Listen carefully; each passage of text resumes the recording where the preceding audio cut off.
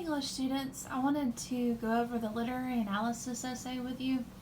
This essay is going to focus on Edgar Allan Poe's The Cask of Amontillado, a short story. And I have a link to the short story in the Week 9 content folder because it's not actually in our textbook.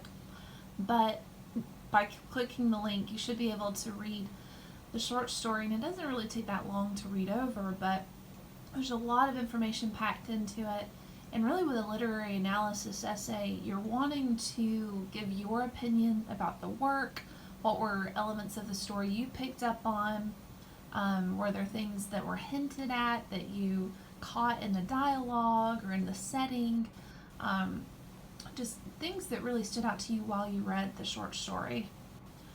So this type of essay analyzes a literary work. In this example, it's just Edgar Allan Poe's The Cask of Amontillado. I wanted to have just an easy short story for you guys to work on, so please don't submit any topics that don't focus on that short story specifically.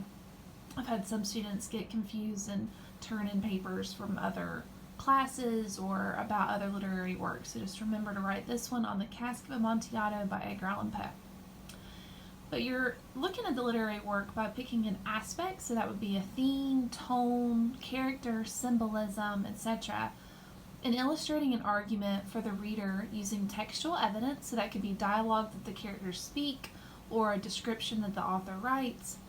The writer should assume that the reader has read the work, so you don't have to summarize too much. Assume that the reader's already covered that material. The writer will prove a point without too much plot summary. If a part of the plot is summarized, is to make a point for your overall argument. So if you find yourself summarizing a lot of the story, just remember that it needs to be part of your argument, part of your explanation of your point of view of the story. The rough draft is due Wednesday, March 31st by midnight in discussions, and the final draft will be due Monday, April 12th by midnight in content. This has 100 points possible, and it's 20% of your final grade. Essay should be 500 to 750 words in length. If it does go over, that's fine. I'm certainly not going to count off on it. For formatting, it's 12-point Times New Roman fonts, double space with MLA heading and style. No surprise there, all of the essays have been in MLA formatting. So just a reminder, page 161 in your Siegel textbook has a really good example of MLA. The below topics are based on Edgar Allan Poe's short story, The Cask of Amontillado. So like I said, that's the only story that you can write on for this assignment.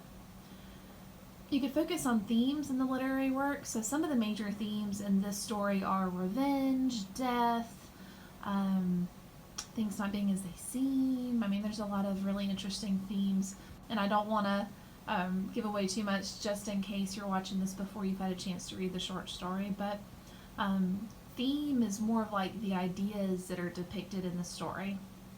Tones the author utilizes. So Edgar Allan Poe is very consistent on his tones no matter what the short story or poem. His tones are really dark, macabre, dreary. Like there's a lot of adjectives that describe Poe, and those are more the tones that he uses. Foreshadowing is hinting at what happens at the very end of a story. So there's a lot of hints in The Cask of Amontillado on what's going to happen at the very end, without giving away what happens at the end, but there's a lot of little nudges to the reader to give you major foreshadowing on what's going to happen at the end. So you could write an essay about that, like the specific hints that you caught. Protagonist and antagonist, there's only two characters in this short story that are actually present in it.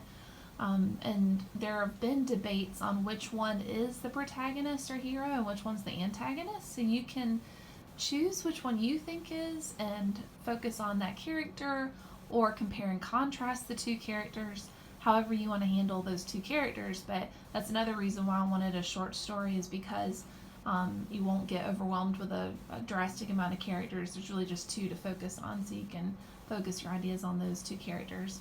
And that's Fortunato and Montresor are the two characters in the story.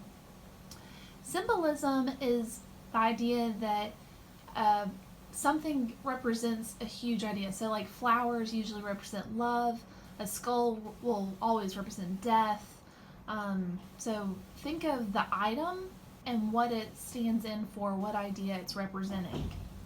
And there are plenty of skulls in the Cask of Amontillado. Literally, they walk down into the catacombs where Montresor's family is buried. So it's a huge hint that that's one of the symbols you could catch. But there's other symbols within it too. The wine is symbolic of alcoholism. That's definitely a major symbol. Also, people have argued that the wine is like bait, and you'll understand that more once you get to the end of the story. So there's just a lot of nudges on the different items and what they represent. So, as always, I have a final draft late submission rule, so just make sure you turn in that final draft by April 12th, so you won't have to worry about any deductions. All of your final drafts are still going to be graded with that grading rubric, and it's going to be scanned with anti-plagiarism software. For this paper, you don't need to use any outside sources. It's just your ideas about what Edgar Allan Poe has in the Cask of Amontillado. And since you don't have to have any outside sources, and I know your one source you are using is the short story link, you won't have to have a works cited page for this paper. And that should be a relief because that's extra work on you guys. So, like I said, you don't have to have a works cited page since I know your only source is the Cask of Amontillado. But with that being said, just remember, do not get tempted by Sparks Notes or Shmoop or all those online sources that have interpretations of the short story. Just focus on what you think about this work. No other opinions need to be in it.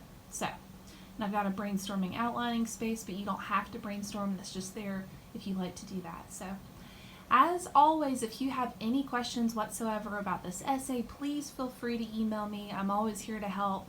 You can even give me a phone call in the office. And I know we've got spring break coming up, so just to let you know, I will not have any assignments due during spring break, and I'm not going to send you guys any emails during spring break. So feel free to enjoy that break as much as possible. Go on vacation, visit your family, and have a good time. So, and stay safe. And like I said, if you have any questions, I'm here to help. Thanks. Have a good day.